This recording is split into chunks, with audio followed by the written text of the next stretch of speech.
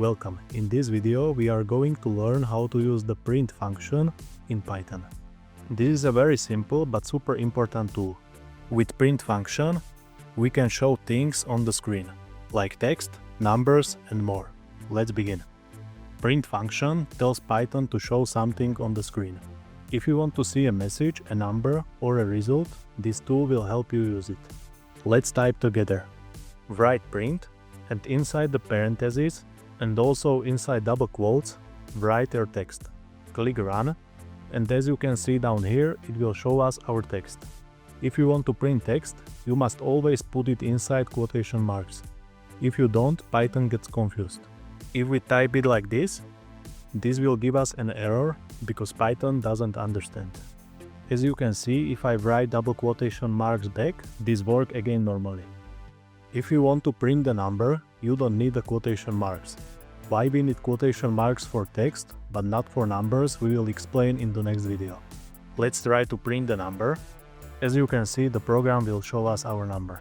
It's very simple. You can print more than one thing by separating them with commas.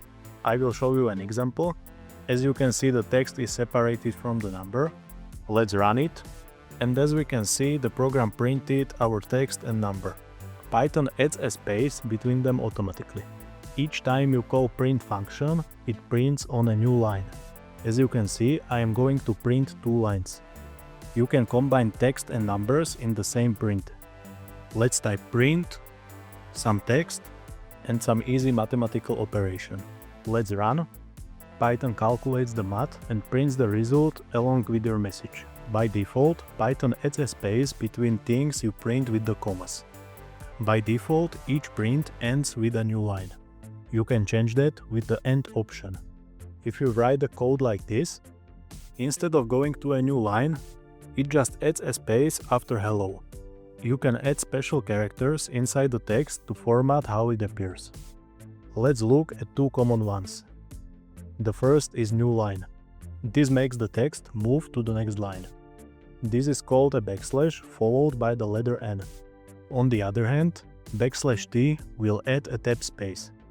As you can see down here, there's a tab space between our words. If you found this helpful, give it a like and drop a comment if you got any questions. Goodbye.